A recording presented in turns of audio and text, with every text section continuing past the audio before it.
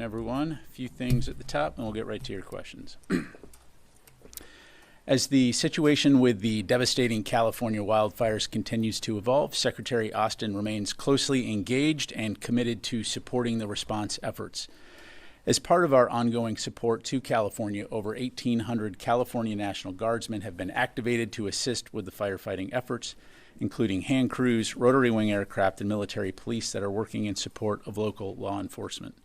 Additionally, 8 C-130s equipped with the Modular Airborne Firefighting System, or MAFS, are currently on station at Channel Islands Air National Guard Station to support aerial firefighting efforts.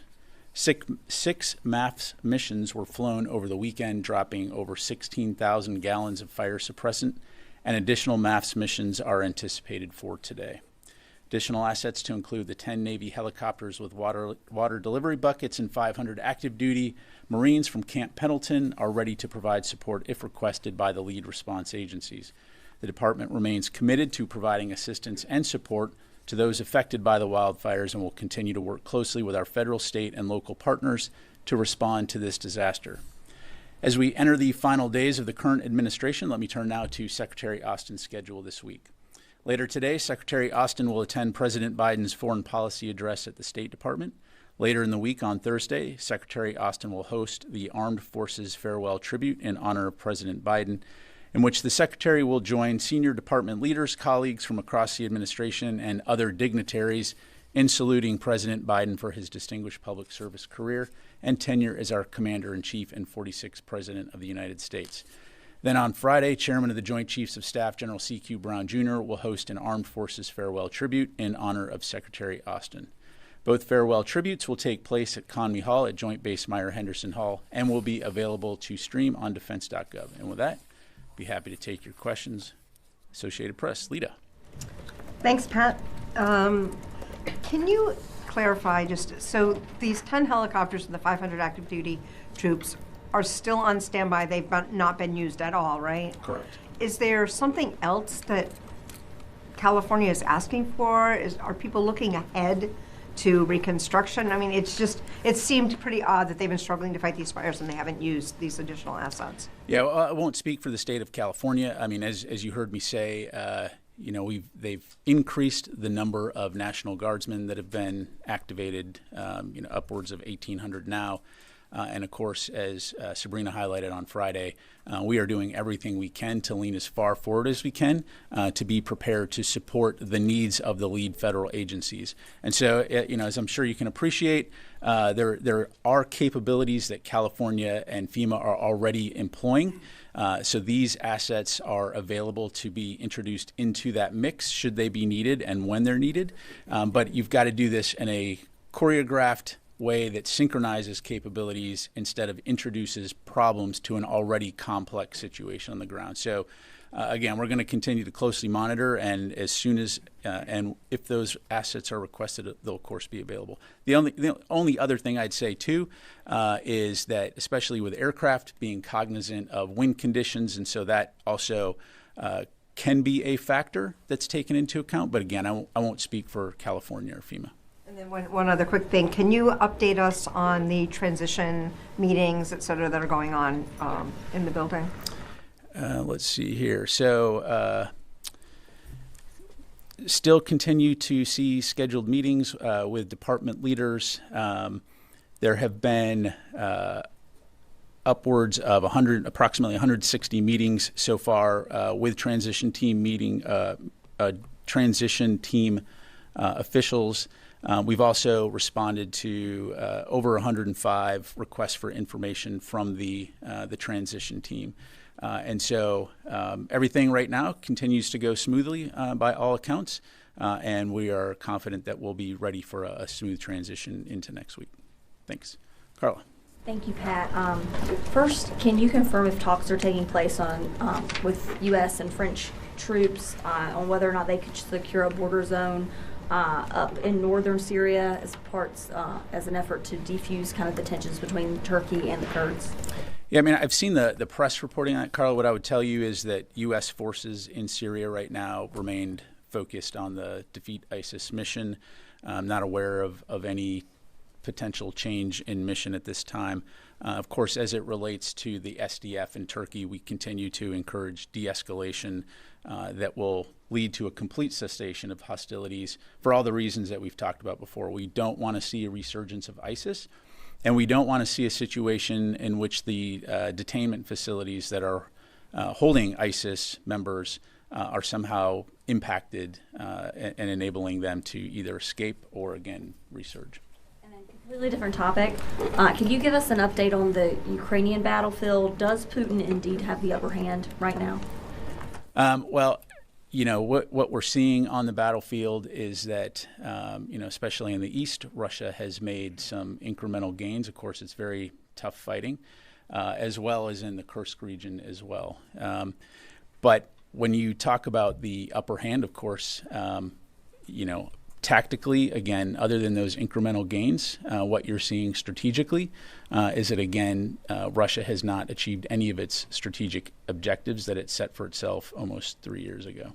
And then finally, since I didn't hear this at the top, have there been any additions to security for inauguration, or does everything that was announced last week, does that still stand? Yeah, I don't have any updates on that. I would refer you to the joint task force that's managing that. You go to Idris.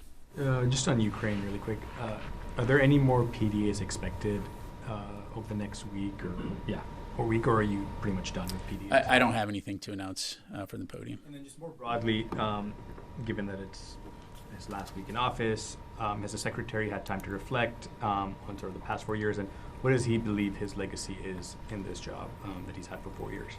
Yeah, thanks, Idris.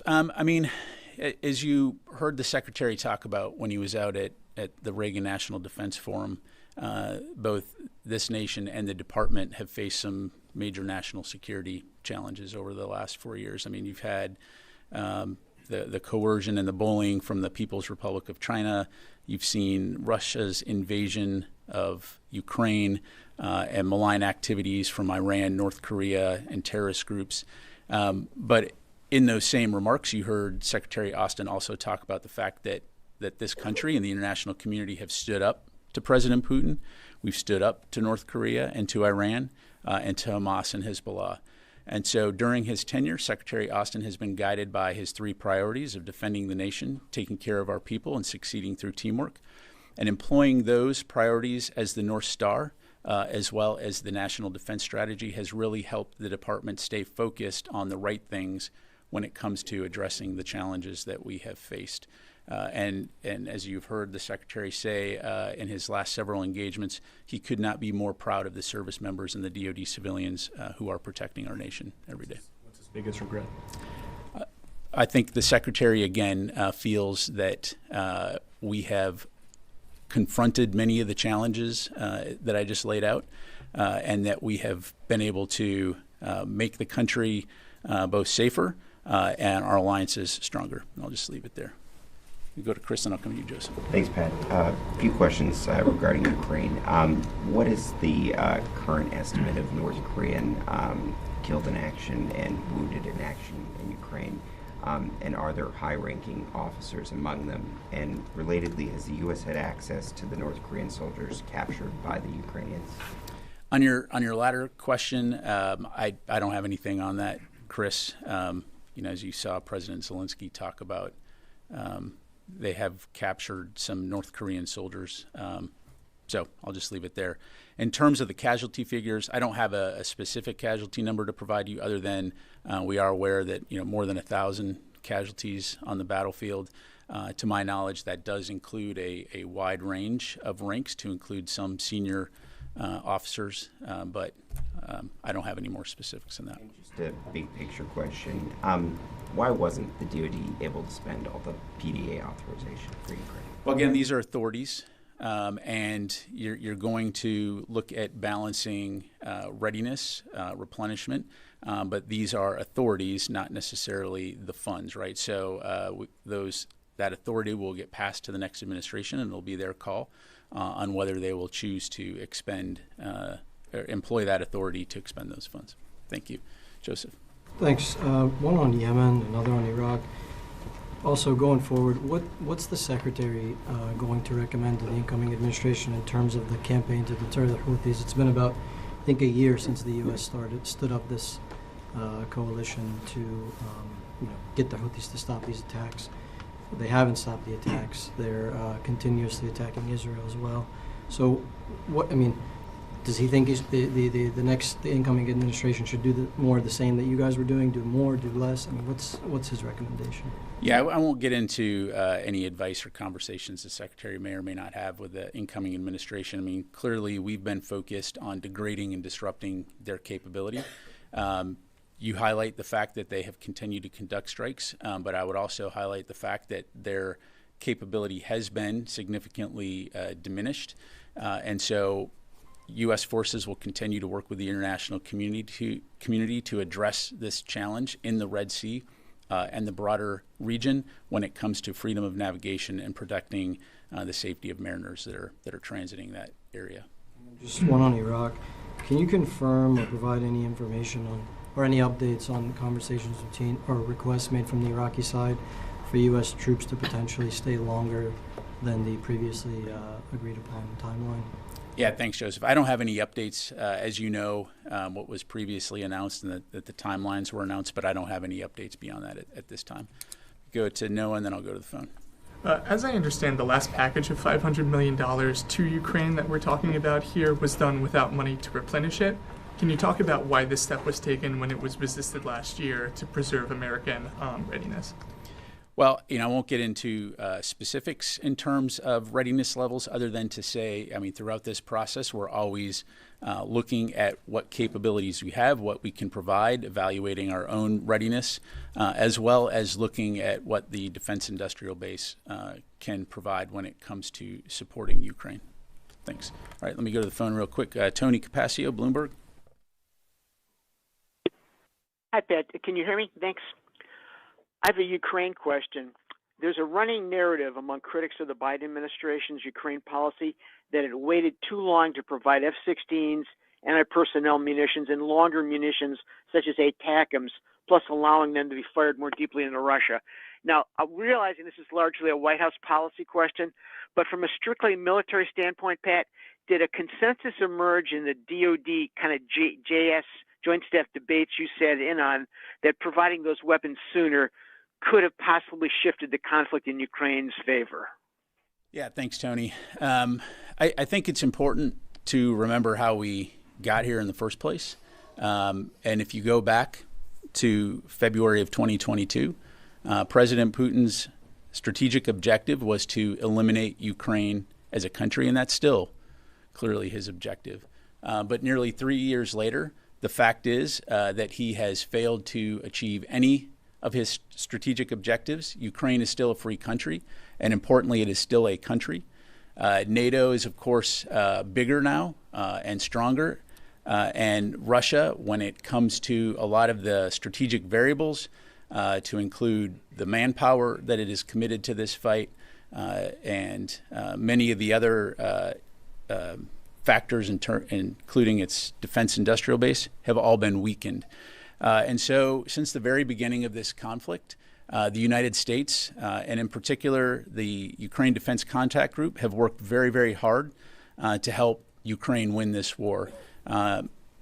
Last week, as Secretary Austin met with some 50 different leaders from nations around the world, he highlighted what we have done to support Ukraine. And if you just allow me to recount here, more than 200 million artillery rounds, more than 20,000 rockets. We've provided Ukraine with air defense systems and missiles to defend its skies, its cities, and its citizens. We've been working to support Ukraine's drone industry, and we've surged other critical capabilities to include HIMARS, ground combat vehicles, javelins, and more.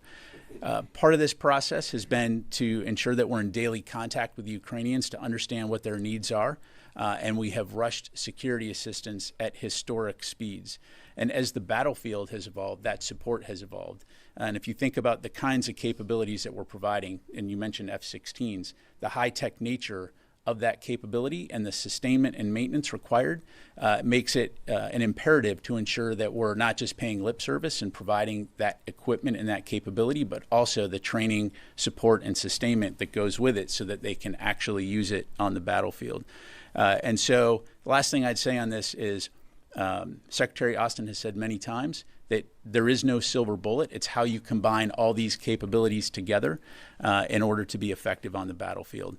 And I'll just conclude with saying again, Ukraine is still standing, they're still fighting, and Russia has not achieved the objective that it set out to accomplish 3 years ago. Thank you. Jennifer. General Ryder, I'd like to get your assessment of the new ODNI assessment of the Havana syndrome cases that was released Friday.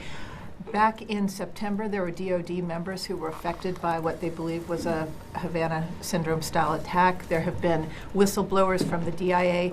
Does the Secretary think that there needs to be more investigation into whether a foreign adversary is behind these attacks in light of the new evidence that 2 intelligence agencies have presented that a foreign adversary may have developed a weapon that could be responsible for this kind of injury? Yeah, Jennifer, I don't have anything specific to pass along other than I know that this is under close review and will continue to be so, but I don't have anything to provide from the podium here. Warren? 2 questions. First question, has there been a conversation between Defense Secretary Austin and Pete Hegseth, or are there any such plans for a conversation over the course of the next 7 days? No conversations to date, and I don't have anything to announce from here. And then a question on Lebanon. Israel carried out strikes yesterday in Lebanon, saying they had raised issues of Hezbollah violating the ceasefire agreement to the monitoring mechanism, but those were not addressed. Does the U.S. believe that first, was the U.S. were you aware of issues that Israel had raised with the ceasefire monitoring mechanism? And second, is it fully operational? Do you believe there are issues with the ceasefire monitoring? So what I would say, Oren, is that from our perspective, the ceasefire continues. I don't have anything, nor will I speak for Israel in terms of their operations. I do know that Major General Jeffers and the team that is implementing the mechanism, along with the State Department and other countries, are working hard to ensure that that ceasefire holds. They're working hard to ensure that we understand what the Lebanese armed forces' needs are as they take over security and implement that ceasefire. And so I'm confident that they are staying in close communication with the Israelis as well as others in the region to do that work. And I'll just leave it there. Is it your understanding that it will continue, the ceasefire monitoring mechanism with General Jeffers will continue operating after January 20th? That's my understanding. Correct. Jeannie. Thank you, General. I have a few questions on South and North Korea and Ukraine. Last weekend, the U.S. and South Korea nuclear consultative group meeting was held here. The next meeting will be held in South Korea, but it is still unclear. What can you say about the existence of the NCG in the incoming administration?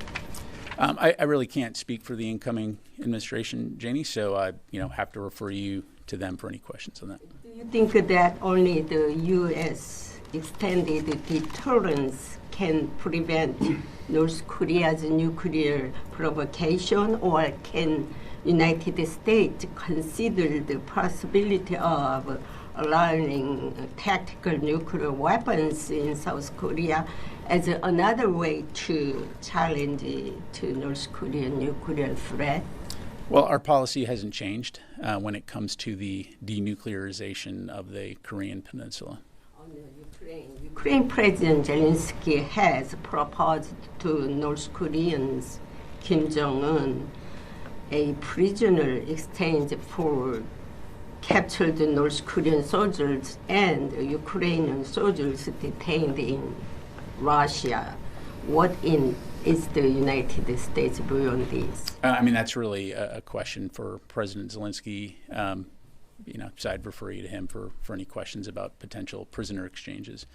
Yes, sir, and then I'll go back to the phone. Thank you, sir. Regarding the active duty assets currently on standby to potentially assist with the California wildfire situation, do you have a sense of how long DOD is willing to wait on standby, waiting for that potential call to come? And should the call never come, do you know who the authority would be to say, you know what, this probably ain't happening, time to fold it up, pack it in, and get back to our regular battle rhythm? Yeah, I think we're going to be ready as long as we need to be ready to support that. And U.S. Northern Command, working very closely with the interagency and FEMA, they're making that hour-by-hour, day-by-day determination in terms of what those requirements may be. So I don't want to speculate about what the future could look like, other than to say, again, we understand the significance and the devastation of these fires, and the Department of Defense is going to do everything we can to support all those who are battling these fires, to include having this capability available should it be requested.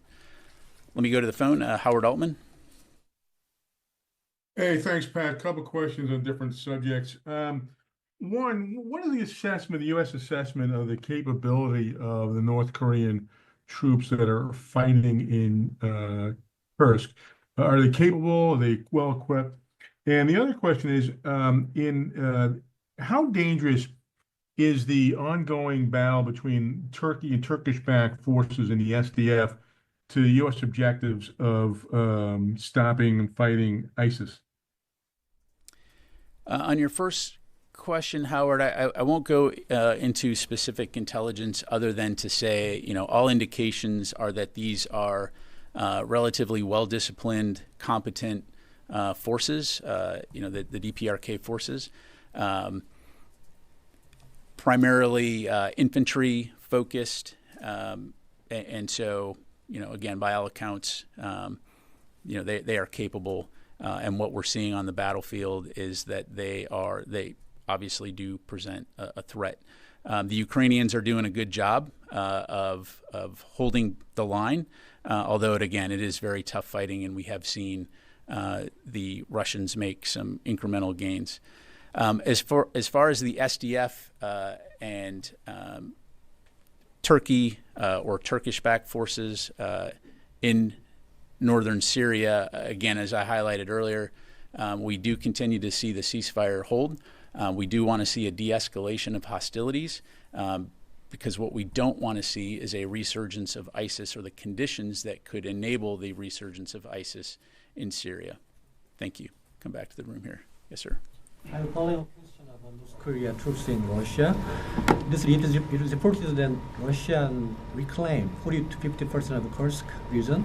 So do you think that North Korea troops helpful for Russia to retake in such a place? Well, as evidenced by the fact that Russia was able to introduce 12,000 DPRK forces onto the battlefield, that's certainly a significant number. It certainly makes it much harder fighting for the Ukrainians. But again, as I highlighted, the Ukrainians are continuing to fight, and they're continuing to do everything they can to hold that line. Our focus here continues to be on working with the international community to ensure that Ukraine has what it needs in order to defend itself all along the forward line of battle. Do you have indication that North Korea sent more troops from North Korea? I don't have anything. I'm not aware of anything at this time. Obviously, something that we continue to monitor closely. Tom? Thanks, Joe. Just building on Idris's question earlier, is Secretary Austin satisfied with the manner in which Israel has... Just wait for the chimes. Sorry. Is Secretary Austin satisfied with the manner in which Israel has prosecuted its war in Gaza? I'm not going to make a values judgment up here. I think Secretary Austin recognizes the tough fight that Israel has been since Hamas conducted its attack on October 7th. We've been very clear in terms of our commitment, our ironclad commitment to support Israel's ability to defend itself. That's not going to change. Clearly, when it comes to prosecution of this campaign, he's also been very clear about the importance of protecting civilians on the battlefield, and that continues to remain his view. Thank you. Concerns about protecting civilians. Is he satisfied? Again, I think I've been pretty clear. Okay. That is all the questions we have. I just want to conclude. Before we do, I would like to just take a minute to flag that today is my last press briefing as the Pentagon Press Secretary. It has been an honor to serve as the DoD spokesperson from this podium and to help tell the story of our amazing service members and DoD civilians who serve our nation every day around the world. I want to say thank you to Secretary Austin for affording me this opportunity and for having the trust and confidence in me to do the job. I also want to thank Secretary of the Air Force Kendall, Chairman and former the chairman and former Chief of Staff of the Air Force General C.Q. Brown and the current Chief of Staff of the Air Force General Alvin for their support in enabling me to serve in this role. For the last 2.5 years that I've been in this position, I have been blessed to serve alongside an incredible team here at the Office of the Secretary of Defense for Public Affairs. I would like to extend my deepest thanks and gratitude to, and I've got like 25 people here, so just bear with me. The Assistant to the Secretary of Defense for Public Affairs, Chris Marr, Carly Weibel, Deb Richardson, Colonel Roger Cabness, Colonel Chris Devine, Mr. Chris Garver, the entire Defense Press Operations team, our strategy plans and assessment team, our strategic engagements team, and the Joint Staff Public Affairs team for all of your support. I know how hard you all work every day and on the weekends and in the nights, so I'm grateful for your dedicated efforts to ensure that Sabrina and I are prepared to step to this podium. And I also want to thank the press briefing room team, Tom, Akeem, Keston, and Adrian for their support and their magic in maintaining this press briefing room and making these briefings possible. Special shout out to Jennifer Min and Josh Schrader for all of their assistance, and to my teammate Sabrina Singh for her partnership as the department's deputy spokesperson. I also want to say thank you to my media colleagues in the Pentagon Press Corps for what you do every day to report on the Department of Defense, tell the story of those who serve and protect our country.